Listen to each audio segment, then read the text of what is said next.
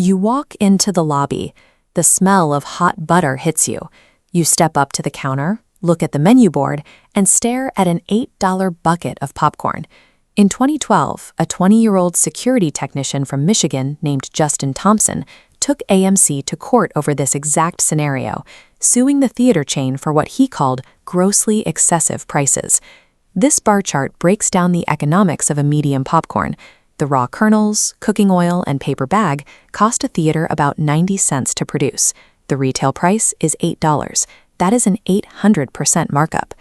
Looking at the rest of the data here, a fountain soda and a box of M&Ms carry similar 500% margins. Charging massive multiples of the actual cost is the systemic standard across the entire menu. The immediate assumption is corporate price gouging, but tracing where that money actually goes reveals a mandatory structural survival mechanism for the entire theater industry. To understand the concession stand, we have to track the money at the box office.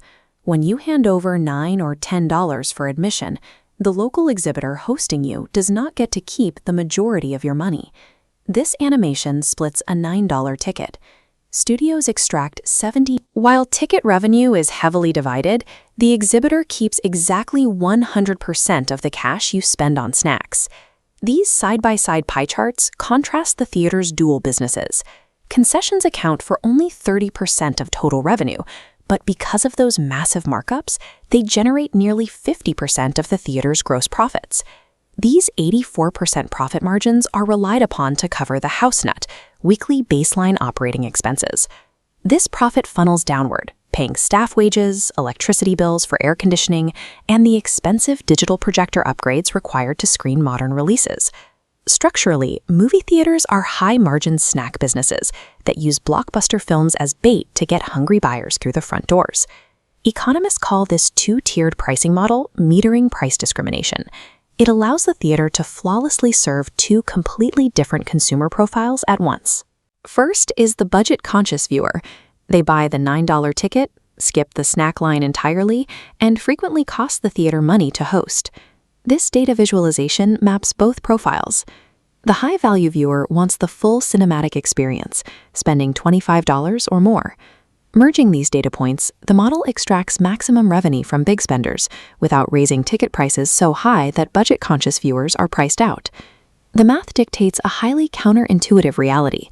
The person buying the $8 popcorn is actively subsidizing the cheap movie ticket for everyone else.